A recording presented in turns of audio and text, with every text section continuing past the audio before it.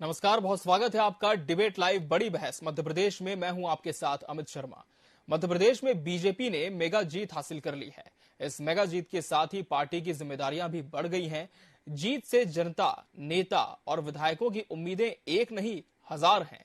जी हां, जहां बड़े नेताओं को मुख्यमंत्री पद पर काबिज होने की उम्मीद है, तो वहीं विधायकों को मंत्री बनने की उम्मीद। लेकिन इन सबसे इतर जनता को सुशासन और मोदी की गारंटी पूरी होने की उम्मीद है। आज इसी विषय पर हमारी चर्चा होगी, मगर उसके पहले देखिए हमारी एक खास रिपोर्ट।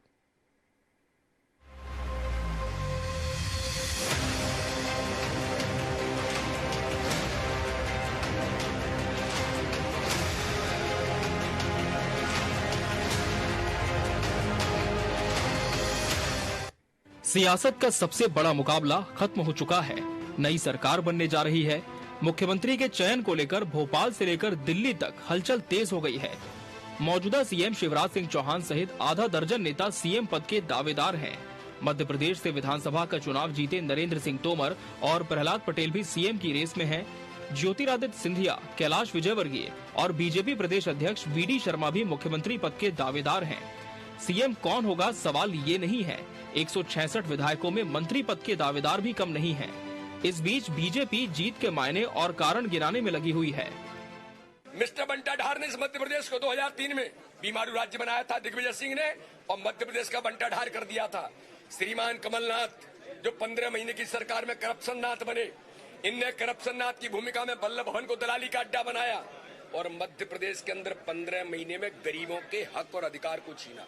मध्य प्रदेश मोदी जी के मन में तो उस समय भी था जब कमलनाथ की सरकार थी। 2 लाख प्रधानमंत्री आवास भेजे थे, कमलनाथ ने उन गरीबों का हाथ छीन करके वापस कर दिए थे। 248 करोड़ रुपए घर घर पानी पहुंचाने के लिए जल जीवन मिशन में माननीय प्रधानमंत्री मोदी जी ने उस समय दिया था जब कमलनाथ की सरकार थी। केवल इसलिए उपयोग नहीं किया कि प्रधानमंत्री का नाम होगा, और 2,48,000 पैसे लैप्स होकर के चली गए। प्रधानमंत्री के मन में उस समय भी मध्य प्रदेश था, आज भी मध्य प्रदेश है, कल भी रहेगा। तो प्रधानमंत्री को जनता ने आशीर्वाद दिया है। कांग्रेस की हार ने यह भी साबित कर दिया है कि 2018 में कांग्रेस को जो भी बहुमत मिला था, उसमें ज्योतिरादित्य सिंधिया का योगदान था। कांग्रेस के जो नेता सिंधिया को गद्दार साबित करना चाहते थे, प्रदेश के लोगों ने उन्हीं नेताओं को दोबारा अस्वीकार कर दिया। मध्य प्रदेश में कांग्रेस के नेता जमीनी नब्ज से बेखबर कैबिनेट बना रहे थे, पीसीसी पर बधाई के होर्डिंग लगा रहे थे। नकुल नाथ चुनावी अभियान में 7 दिसंबर को उनके पिता कमलनाथ के मुख्यमंत्री पद की शपथ समारोह के लिए निमंत्रण बांट रहे थे। आपकी बड़े दिनों से मांग थी और इस वचन पत्र में कमलनाथ जी ने आपकी हर मांग पूरी कर दी है। अब कोई आउटसोर्स नहीं होगा, सबको शासकीय नौकरी परमानेंट मिलेगी। और मैं निवेदन करना चाहता हूं कि 17-18 साल तो आपने अन्याय झेला है, तो 17-18 दिन आप पूरी ताकत से, पूरी मेहनत से कांग्रेस पार्टी का सहयोग करिएगा और 7 तारीख को भोपाल जरूर आइएगा कमलनाथ जी के शपथ ग्रहण समारोह। जीत और हार राजनीति के चुनावी संग्राम का एक हिस्सा है। सवाल ये है कि जीत के सिंहासन पर बैठी बीजेपी सरकार जनता की भरी उम्मीदों को कैसे पूरा करेगी। सबसे पहली चुनौती तो इतने भारी भरकम चेहरों को एडजस्ट करने की है, फिर कर्ज के बीच जनता से किए वादे और सुशासन के इरादे दिखाने की है। Bureau report, TV 24 news. तो नई है सरकार, जिनसे उम्मीदें हैं हजार। आज इसी विषय पर हम चर्चा करने जा रहे हैं और इसके लिए हमारे साथ खास पैनल भी जुड़ चुका है मेहमानों का। हमारे साथ बीजेपी नेता योगेश गुप्ता जी जुड़े। योगेश जी, आपका बहुत बहुत स्वागत है। कांग्रेस प्रवक्ता डॉक्टर अनिल भारद्वाज इस डिबेट का हिस्सा है। डॉक्टर अनिल भारद्वाज जी, आपका भी बहुत बहुत स्वागत। राजनीतिक विश्लेषक डॉक्टर भूपेंद्र सुलेरे जी भी हमारे साथ जुड़े। डॉक्टर भूपेंद्र जी, आपका भी बहुत बहुत स्वागत है। चर्चा की शुरुआत योगेश जी आपसे ही करते हैं। सबसे पहले तो आपको और आपकी पूरी पार्टी को बहुत बधाई इस जीत की। अब जीत तो चुके हैं, लेकिन चुनौतियां भी सामने कम नहीं है। 18 सालों से शासन था, लेकिन अब ये शासन और एक्सटेंड हो चुका है। अब जो उम्मीदें हैं, जो वादे हैं, उसे लेकर किस तरह से सरकार आगे काम करने जा रही है, क्या विजन है? सबसे पहला, सबसे पहले तो आपका आभार बधाई के लिए जी, और आपके दर्शकों का भी अभिनंदन। भारतीय जनता पार्टी की सरकार बनाने के लिए। भारतीय जनता पार्टी की पिछले 20 वर्षों से मध्य प्रदेश में सरकार है। बीमारू और पिछड़े राज्य को हमने पहले विकसित राज्य बनाया, फिर उसको हमने और उसमें बेहतर हर 5 साल के कार्यकाल में कुछ ना कुछ ऐसा बेहतर करते गए। जनहित से जुड़ी योजनाओं को लेकर, इंफ्रास्ट्रक्चर को लेकर, सिंचाई योजनाओं को लेकर, किसानों की समृद्धि को लेकर, महिलाओं के उत्थान के लिए, कि हमें दूसरा कार्यकाल 2003 के बाद 8 के बाद फिर 13 मिला, 13 के बाद 18 मिला। 18 में सरकार बनाने से हम कुछ सीटों से चूक गए थे। माननीय कमलनाथ जी की 15 महीने की सरकार आई, वो मध्य प्रदेश की जनता ने देखा, वो जरूरी भी था कमलनाथ जी का वो कार्यकाल, क्योंकि देखिए वो बकलोली और वो जो होती है ना करनी, उसमें फर्क होता है। तो मध्य प्रदेश की जनता को ये अनुभव होना चाहिए था कि कांग्रेस के शासन में दुशासन कैसे होता है। वो मध्य प्रदेश की जनता ने बखूबी देखा भी, परखा भी। तो माननीय कमलनाथ जी ने 15 महीने के कार्यकाल में मध्य प्रदेश को लगभग 5 से 7 साल पीछे धकेल दिया। हमारी पहली प्राथमिकता होगी नई सरकार के गठन के बाद कि जो हमने जनहित कल्याणकारी योजनाएं और गरीब कल्याण की जो योजनाएं धरातल पर उतारी और जो चालू है उनको यथावत चालू रखें पहले तो। जैसे कि लाडली बहना योजना, जो मुख्यमंत्री जी ने कहा था कि 1000, 1250, 1500 करूंगा, तो 1250 मिल रहे हैं, उसको 1500 तक करने की जरूरत है, तो उस पर काम किया जाएगा। मंत्रिमंडल और मुख्यमंत्री का गठन का जो क्षेत्र अधिकार है वो केंद्रीय नेतृत्व का होता है। हम विकास के इंफ्रास्ट्रक्चर को लेकर जनता के बीच में गए थे, तो यकीन मानिए हमने पिछड़े हुए मध्य प्रदेश को विकसित भी बनाया, अग्रणी भी बनाया, 5 बार किसान कर्मठ अवार्ड लिया, और हमने मध्य प्रदेश को आत्मनिर्भर भी बनाया। आज हम बिजली के मामले में आत्मनिर्भर है, सिंचाई का रकबा हमारा 4.5 लाख हेक्टेयर से ऊपर है, और हमने जगह जगह फ्लाईओवर और चमाचम सड़कें बनाई हैं। चलिए, उपलब्धियों पर भी हम बात करेंगे। योगेश जी, आपका कहना है कि नई सरकार गठन के बाद योजनाओं को चालू रखना सरकार की पहली प्राथमिकता होगी और नई योजनाएं लाना जो जनहितैषी होंगी। डॉक्टर अनिल भारद्वाज जी, अब चूंकि नतीजे पूरी तरह से सामने हैं, लगातार दावे पार्टी की तरफ से जो किए जा रहे थे, अब वो दावे दरकिनार हो चुके हैं। क्या मंथन आपकी पार्टी अभी तक कर पाई है कि जो नतीजे अनुरूप नहीं आए आपके, क्या वजह आप मान रहे हैं? देखिए अमित जी, निश्चित तौर पर जी, सबसे पहले तो मैं अपने योगेश गुप्ता जी को नई सरकार के गठन इनको बधाई और शुभकामनाएं देते हैं, और साथ में उम्मीद करते हैं कि जनता के विश्वास पर, जो जनता ने इनको विश्वास फिर से दिखाया है, उस पर ये खरा उतरने का काम करे।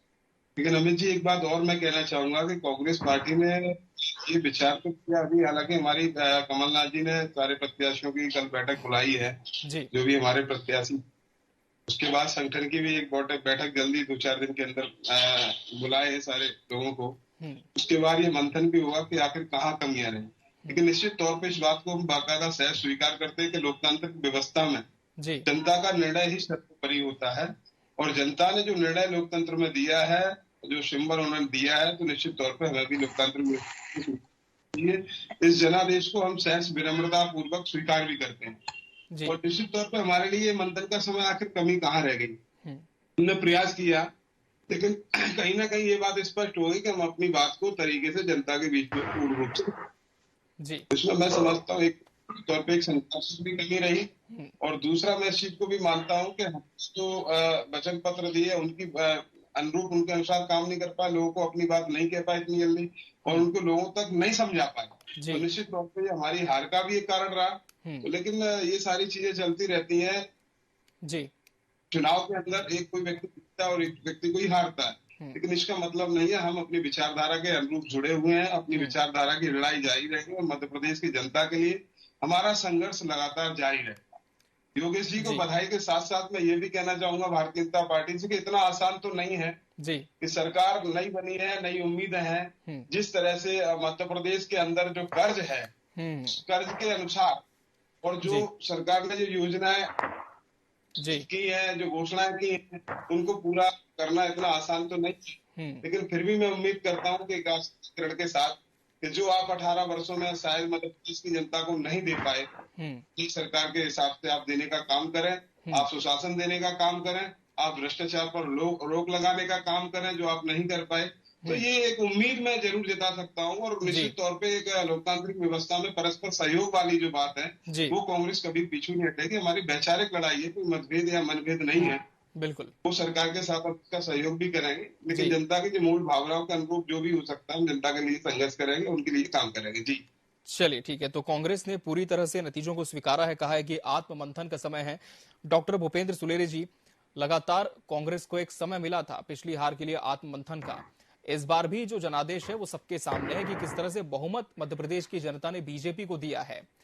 जो समीकरण आप समझ पाए हैं उन्हें आप हमें भी बताएं कि आखिर ऐसे कौन से फैक्टर्स थे जो कि बीजेपी को एक बार फिर से अपनी सत्ता रिपीट करने में कामयाब कर पा गए। क्या सिर्फ लाडली बहना योजना ही एकमात्र ऐसा गेम चेंजर था, या इसके अलावा और भी कुछ ऐसा था जो धरातल पर सबको नहीं दिख पाया?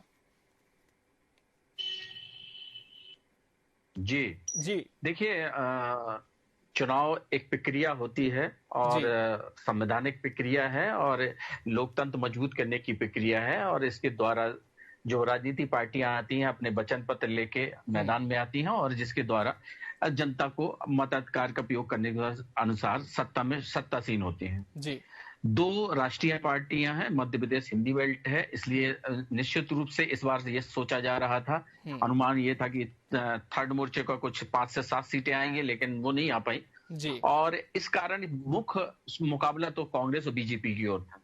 देखिए, बीजेपी की सबसे बड़ी खूबी ये है कि वहां पे जो उनका अनुशासन है और दूसरी जो उनका जो लगातार नवाचार प्रयोग करते हैं। उन्होंने देखिए एक नवाचार प्रयोग किया अपने, क्योंकि उनको लग रहा था कि कर्नाटक से हम लोग हारे हैं तो इस कारण, और हिमाचल, तो उन्होंने यहाँ पे बड़े नेताओं को उतारा, तो कांग्रेस ने उसको गंभीरता से नहीं लिया।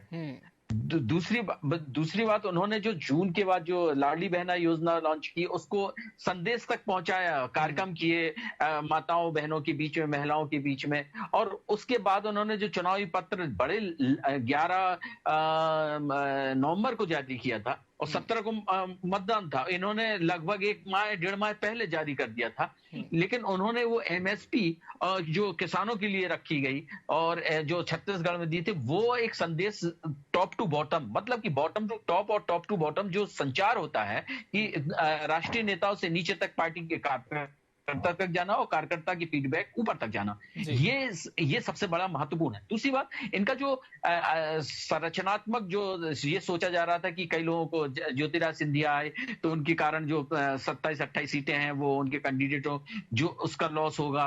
दूसरे जो पार्टी से लगातार लगे हुए लोग थे उनको टिकट नहीं मिलेगा तो इसके कारण लॉस होगा। लेकिन बीजेपी ने उस चीज को सब केंद्रीय नेतृत्व के कारण, चाहे वो मोदी जी ने 37 और 33 सभाएं करी, अमित शाह, योगी जी और जो उनके राष्ट्रीय नेता है उन्होंने, तो जिसके कारण उनके अनुकरण जो राजकीय नेता थे वो भी अपनी फील्ड, चाहे शिवराज जी को देख ले, लगभग 160 विधानसभाओं में उन्होंने धुआंधार प्रचार किया।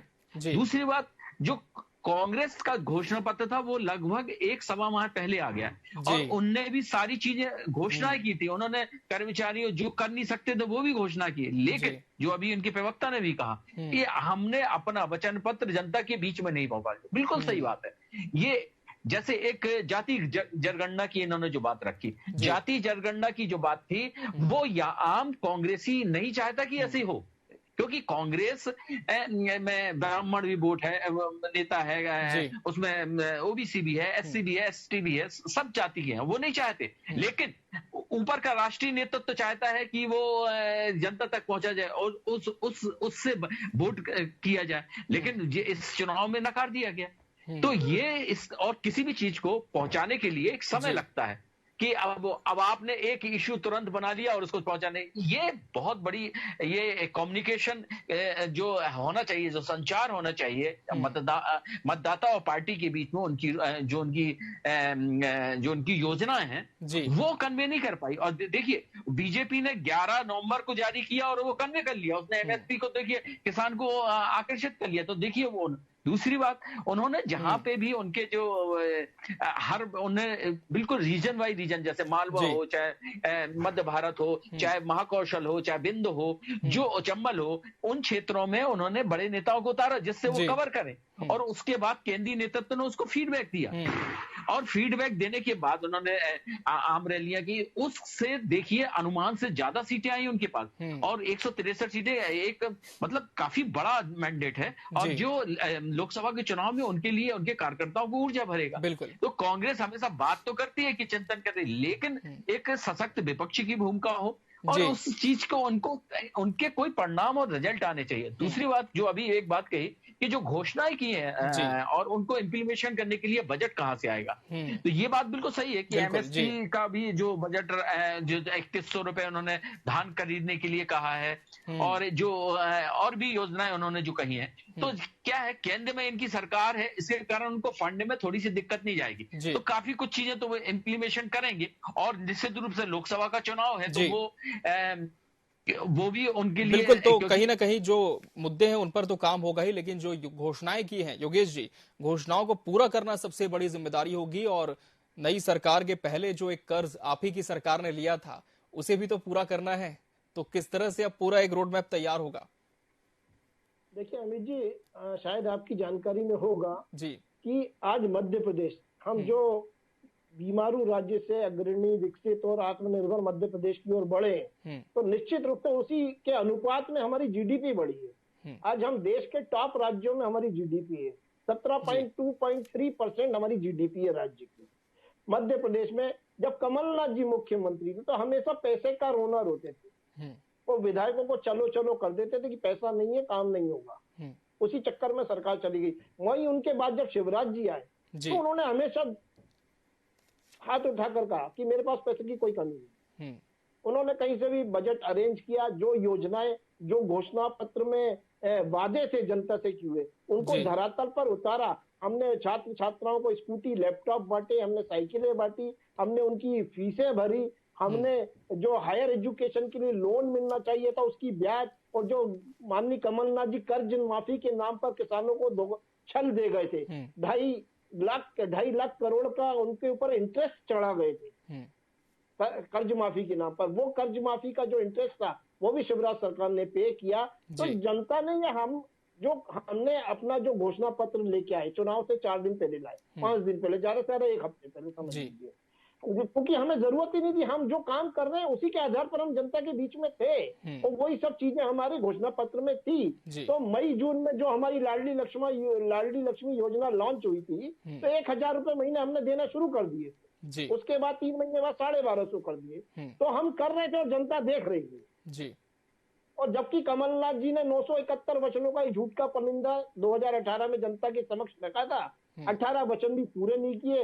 कांग्रेस की इस हार की जो वजह मैं मानता हूँ, देखिए विश्लेषण कल बहुत किया हमने 8-10 चैनलों पे, वो विषय भी नहीं है, फिर भी थोड़ा सा प्रकाश डालना चाहूंगा कि कांग्रेस का लचर संगठन है। जब तक चरण चुंबक और परिवारवाद और ये वयोवृद्ध नेताओं के हाथ में कांग्रेस पार्टी चाहे प्रदेश में चाहे देश में होगी, तो ये अपने समापन की ओर अग्रसर हो रही है। बड़ा दुर्भाग्य का विषय, क्योंकि विपक्ष का लोकतंत्र में मजबूत होना एक स्वस्थ लोकतंत्र की निशानी होता है। हम भी चाहते हैं कि हमारा विपक्ष मजबूत हो, मगर दुर्भाग्य से ऐसा हो नहीं रहा, और निश्चित रूप से हम कांग्रेस मुक्त भारत की ओर बढ़ रहे हैं। देखिए 4 राज्यों में कांग्रेस मुक्त हो चुकी है, पश्चिम बंगाल, गुजरात, उत्तर प्रदेश, बिहार, मध्य प्रदेश 5वां राज्य होगा, थोड़ा सा समय और लगेगा, हो जाएगा अगर कई। चलिए डॉक्टर अनिल भारद्वाज जी, कांग्रेस मुक्त भारत की ओर बढ़ चुकी है बीजेपी, जवाब दें। जी आपकी आवाज जी अब सुन पा रहे हैं अनिल जी? जी योगेश जी कह रहे हैं कि लगातार कांग्रेस मुक्त भारत की तरफ बीजेपी बढ़ रही है और इसकी शुरुआत हो चुकी है। जी फिर से बोलिए, समझ नहीं आया। जी योगेश जी कह रहे हैं कि कांग्रेस मुक्त भारत की तरफ बीजेपी बढ़ चुकी है, शुरुआत हो चुकी है इसकी। देखिए जी योगेश जी है तो वो अब इस बात कह सकते हैं, बकाया की व्यवस्था भी मैं समझ सकता हूँ। मेरे पुराने साथी रहे, कांग्रेस में भी इन्होंने काम किया और देखा है। चूंकि आज दूसरे दल में है तो उनकी व्यवस्था है, ये मजबूरी है। लेकिन आप ये कहें कि अगर कांग्रेस मुक्त भारत है, ये तो इनका कहना बिल्कुल अनुचित है और ये संभव नहीं है। कांग्रेस सिर्फ एक राजनीतिक दल नहीं है, कांग्रेस एक विचारधारा है जो देश की आजादी से लेकर लगातार आज भी देश के भलाई के लिए ही काम करने का काम करती है, जनता के हितों की बात करती है। तो कांग्रेस मुक्त, ये तो मैं ये समझ सकता हूँ, ये इनका अहम बोल रहा है, ये तो संभव नहीं है जी। अगर ऐसा है तो आप बताइए कि कांग्रेस का वोट प्रतिशत कितना कम हुआ, जो आपने इस बात को कह दिया। तेलंगाना में भी हम आए, मानते हैं कि राजस्थान, मध्य प्रदेश या छत्तीसगढ़ में हमारी सरकार गई, लेकिन कांग्रेस मुक्त की हालत में तो आप नहीं है। इस चीज को तो इन्हें नहीं कहना चाहिए। हाँ, आप ये कह सकते हैं कि आज चलो अपने जो भी आपने किया आपकी जीत है, मैं आपको बधाई दे रहा हूँ, लेकिन ये भी सबके सामने स्पष्ट है कि जिस तरीके से ये चुनाव हुआ या प्रशासनिक व्यवस्था जिस तरीके से रही और प्रशासन का इनका सहयोग रहा, चुनाव आयोग ने भी इनका जो समर्थन किया, इसको भी भुलाया जा नहीं सकता। और आप इसको देख सकते हैं कि इनके केंद्रीय मंत्री नरेंद्र सिंह तोमर ने चुनाव लड़ा, वहां पे कई लोगों को तो मतदान करने से वंचित कर दिया गया, कई लोगों को लट की दम पर जो है मतदान से भगाया गया। ये सामने सब वायरल भी हुए, लेकिन उस पर आज तक कोई कार्रवाई नहीं हुई। तो ये सारी चीजें ये इनका अहम बोल रहा है जी। लेकिन ठीक है, अब जो भी है आगे हमारा संघर्ष है, हमारी लड़ाई जारी रहेगी, लेकिन कांग्रेस मुक्त की बात करना इनके लिए जायज नहीं है और ये संभव भी नहीं है। कांग्रेस सबके दिनों में भारत की आंखों का नाम भी कांग्रेस। जी योगेश जी, अहम आ गया अभी से जीत के बाद। अनिल भाई आप सुन पा रहे हैं मुझे? अनिल भाई सुन पा रहे हैं? अनिल जी आपको आवाज मिल पा रही है योगेश जी की? अनिल जी आप आवाज सुन पा रहे हैं मेरी? हेलो अनिल जी आपको आवाज मिल पा रही है योगेश जी की? अनिल जी क्या आपको मेरी आवाज मिल पा रही है? जी बताइए अमित जी। जी योगेश जी की आवाज आप सुन पा रहे हैं? योगेश जी बोले हैं अभी? जी योगेश जी आपकी बात रखें जी। आपको आवाज आ रही मेरी? नहीं आ रही सर, योगेश जी की आवाज नहीं आ रही। एक बार चेक करें योगेश जी की आवाज नहीं पहुंच पा रही अनिल जी तक। योगेश जी मैं आपका फिर से रुक करूंगा जब तक अनिल जी आपसे जुड़ जाएं ऑडियो में। मैं इसी जी बयान सुना नहीं और इन्होंने अहंकार शब्द जोड़ दिया। जी है ना, ऐसा नहीं है। मैंने उदाहरण दिए कि यूपी, बिहार, पश्चिम बंगाल, गुजरात, यहाँ से कांग्रेस मुक्त हो चुकी है जी, है ना। साउथ में आप चेन्नई, मतलब तमिलनाडु में आप हो नहीं, कर्नाटक में अभी आपकी सरकार बनी है, तेलंगाना में बनी, बधाई है। लेकिन धीरे धीरे देश बढ़ रहा है क्योंकि आपका जो संगठनात्मक ढांचा है वो लचर है। परिवारवाद और चरण चुंबकों की एक जमावट है, जब तक वो दूर नहीं होगी योग्य और लायक लोगों को आगे नहीं लाया जाएगा। ऐसा अगर होता तो शशि थरूर जी जब चुनाव लड़े थे तो 82 वर्ष के वयोवृद्ध खड़के जी की जगह शशि थरूर जी को अध्यक्ष बनाया जाता तो बेहतर रिजल्ट निकल सकते थे। ऊर्जावान नेताओं की जरूरत है और ऊर्जावान नेताओं की कांग्रेस के वयोवृद्ध नेताओं को बिल्कुल जरूरत जी। ये मेरा कहने का तात्पर्य था। इसीलिए देश कांग्रेस मुक्त की ओर हो रहा है के लिए आज का विषय नहीं है। हम अपने मूल विषय पर रखते हैं और हमने अपने हर देखिए 20 साल तक किसी पार्टी का सत्ता में रहना ये अवलोकन के लायक है। ये चीज मध्य प्रदेश की जनता आखिर भारतीय जनता पार्टी को क्यों अपना जन आशीर्वाद दे? ठीक है, कुछ तो करके दिखाया होगा हमने। चलिए, तो कुछ उपलब्धियां होंगी तभी जनता ने जनादेश दिया है, ये योगेश जी कह रहे हैं। अनिल जी को एक बार फिर से जोड़ने की कोशिश करेंगे, उनको आवाज नहीं मिल पा रही योगेश जी की। डॉक्टर भूपेंद्र सुलेरी जी, आप मुझे सुन पा रहे हैं स्पष्ट? आपकी आवाज कट के आ रही है अमित जी? जी भूपेंद्र जी, अब आप मुझे सुन पा रहे हैं? हाँ, थोड़ा सुना, बताइए। जी भूपेंद्र जी, अब निश्चित तौर पर 2024 का सेमीफाइनल, जिस तरह से एमपी के इस चुनाव को 5 राज्यों के इन चुनावों को माना जा रहा था, बीजेपी चूंकि जीत चुकी है, कितनी ऊर्जा अब बीजेपी को मिलेगी, वहीं कांग्रेस के लिए कितना कठिन अब अगला समय माना जाए? देखिए, कांग्रेस को पहले तो अपने आइडियोलॉजी पे और अपने जो उनका जो ट्विस्ट पॉइंट होता है, कभी हिंदुत्व के प्रति अट्रैक्शन हो जाना, कभी उनकी दूसरे इशू पे चले जाना, मुस्लिम या और भी जो उनके हैं, वो उनको पहले देखना पड़ेगा, एक लाइन में चलना पड़ेगा। दूसरी बात, बिना गठबंधन के कुछ हो नहीं पाएगा। तो जो इंडिया गठबंधन है उसका कैसी पार्टिसिपेट होता है, उसको उसके लीडर के रूप, कांग्रेस बड़ी पार्टी है तो कांग्रेस को उसकी लीडिंग के स्वीकार है सब क्षेत्रीय पार्टियों को और दूसरी पार्टियों की कि नहीं, इस पे समन्वय बनाना पड़ेगा। और निश्चित रूप से समन्वय बनाना सरल बात नहीं है, क्योंकि हर राज्य में अपनी राज्य स्तर की जो पार्टियां हैं वो निश्चित रूप से अपना योगदान चाहती हैं, अपना हकदार चाहती हैं, और वो नहीं चाहेंगे कि हम उस तरह से। तो उससे कांग्रेस को इसमें बिल्कुल एक गार्जियन की भूमिका निभानी पड़ेगी और बड़े भाई की भूमिका। अब उसके प्रति किस तरह से कंप्रोमाइज होता है राजनीति के खेल में, ये भी एक देखना होगा। लेकिन निश्चित रूप से मोदी जी ने जो काम किया है और जो उनकी ऊर्जा है, जो उनके कार्यकर्ताओं के प्रति उनका सम्मोहन है, जनता के प्रति उनकी गारंटी की जो योजना है, और जो उनकी बात करने, जो उनकी संवाद की शैली है, जो उनके प्रचार करने का स्टाइल है, वो निश्चित रूप से एक गारंटी का कार्ड बन गया है। और इसका आप परिणाम इन 3 राज्यों में देखा ही है, जहां पे ये सोच रहे थे कि छत्तीसगढ़ में आनी रही, छत्तीसगढ़ में भी उन्होंने रिसीव कर दिया। और कांग्रेस ने क्या नहीं किया वहां पे। और राजस्थान में तो ट्रेड है कि एक टर्म वो रहते हैं, एक टर्म वो लेकिन तब भी उसके बाद भी उनकी इतना अच्छा मैच्योरिटी आना, ये भी एक बड़ी बात है। तो ये चीज जो है ना, ये ध्यान देनी पड़ती है। दूसरी बात क्या है, मुझे एक चीज इस इलेक्शन में ये भी लगा कि आज जो कांग्रेस का और जो बीजेपी में जो डैमेज कंट्रोल है, वो मैनेजमेंट बहुत जबरदस्त है बीजेपी का। बीजेपी अपना जो कैंडिडेट को अगर टिकट नहीं भी मिलता है तो वो मैनेजमेंट कर लेता है, उस चीज में वो वोट दूसरे में नहीं जा पाता है, वो वोट उसी की पार्टी का कहलाता है। लेकिन कांग्रेस में ये नहीं हो पाता, कांग्रेस मैनेजमेंट नहीं कर पाती कि वो अगर वो कैंडिडेट नहीं लड़ रहा है, वो किसी को अगर इन्फ्लुएंस कर रहा है तो वो निश्चित रूप से दूसरे से प्रभावित होता है। दूसरी बात, ऐसे इशू उठाने पड़ेंगे जो इशू जनता तक पहुंच पाए और जनता उसमें मत में कन्वर्ट हो सके। ऐसे इशू नहीं कि जो कि आपके 2 महीने और 3 महीने में बन पाए होते, क्योंकि कांग्रेस ने तो ओपीएस का भी देखिए कितना बड़ा घोषणा की थी, और उसके बाद भी कर्मचारी जैसे ही 8 बजे से काउंटिंग शुरू हुई थी तो जो कर्मचारियों के मतपत्र गिने जा रहे थे उसमें भी पीछे चल रही थी। तो ये जो आकलन था वो सही नहीं है। तो इसके लिए बड़ी एक्सरसाइज की भूमिका करनी पड़ेगी।